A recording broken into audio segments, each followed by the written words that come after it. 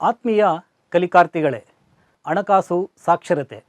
ಇಂದಿನ ಕಾಲದಲ್ಲಿ ಜನರು ತಾವು ಗಳಿಸಿದ ಹಣವನ್ನು ತಮ್ಮ ಮೂಲಭೂತ ಅವಶ್ಯಕತೆಗಳನ್ನು ಪೂರೈಸಲು ಉಪಯೋಗಿಸಿ ಉಳಿಕೆ ಹಣವನ್ನು ತಮ್ಮ ಮನೆಯಲ್ಲಿಯೇ ಕಬ್ಬಿಣದ ಪೆಟ್ಟಿಗೆ, ಬೀರು, ಪಾತ್ರೆಗಳಲ್ಲಿ ಸಂಗ್ರಹಿಸಿ ಇಡುತ್ತಿದ್ದರು.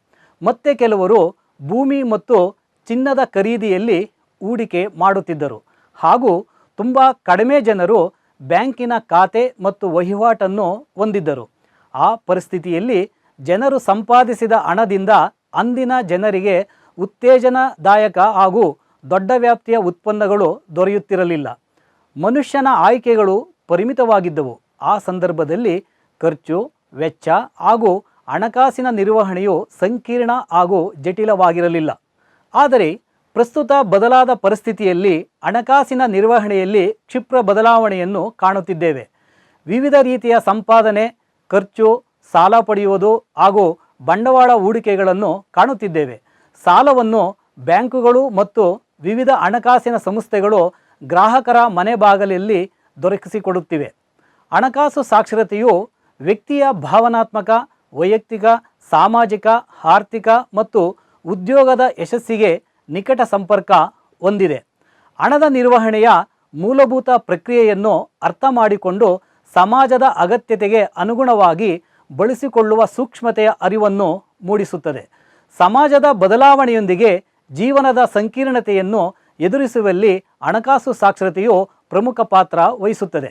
ತಮ್ಮ ಜೀವನದ ಹಲವು ಘಟ್ಟಗಳಲ್ಲಿ ಸಂಪಾದನೆಯ ವಿವಿಧ ಮಾರ್ಗಗಳನ್ನು ಕಂಡುಕೊಳ್ಳಲು ಹಾಗೂ ಉಳಿತಾಯದ ಸರಿಯಾದ ಸುರಕ್ಷಿತ ಮಾರ್ಗಗಳನ್ನು ಆಯ್ಕೆ ಮಾಡಿಕೊಳ್ಳಲು ಹಣಕಾಸು ಸಾಕ್ಷರತೆ ಬಹಳ ಅವಶ್ಯಕ.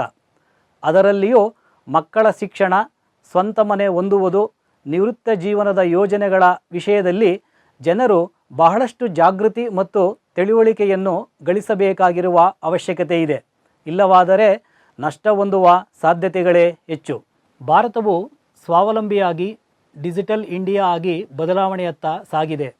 ಬಹುತೇಕ ಹಣಕಾಸು ವ್ಯವಹಾರಗಳು ವಿದ್ಯುನ್ಮಾನ ಅಥವಾ ತಂತ್ರಜ್ಞಾನ ವ್ಯವಸ್ಥೆಯ ಮೂಲಕ ನಡೆಯುತ್ತಿರುವುದರಿಂದ ನಗದು ವಹಿವಾಟು ಕಡಿಮೆಯಾಗುತ್ತಿರುವುದನ್ನು ಗಮನಿಸುತ್ತಿದ್ದೇವೆ. ನಗದು ರಹಿತ ವ್ಯವಹಾರಗಳನ್ನು ನಡೆಸುವಾಗ ಇವುಗಳ ಬಗ್ಗೆ ಸಂಪೂರ್ಣ ಜ್ಞಾನವನ್ನು ಪಡೆದುಕೊಳ್ಳುವುದು ಅತಿ ಅವಶ್ಯಕವಾಗಿದೆ. ಹೀಗಾಗಿ ಹಣಕಾಸು ಸಾಕ್ಷರತೆ ಗಳಿಸಿಕೊಳ್ಳಬೇಕಾದುದು ಎಲ್ಲರ ಅಗತ್ಯವಾಗಿದೆ. ಇದಕ್ಕಾಗಿ ಪೂರಕವಾಗಿ ಹಣದ ಪರಿಕಲ್ಪನೆ, ಡಿಜಿಟಲ್ ಕರೆನ್ಸಿ, ನಗದು ರಹಿತ ವ್ಯವಹಾರ, ಹೂಡಿಕೆಗಳು, ಉಳಿತಾಯ, ವಿತ್ತೀಯ ಸುರಕ್ಷತೆ ಮತ್ತು ಹಣಕಾಸು ನಿರ್ವಹಣೆಗಳು ಸೇರಿವೆ.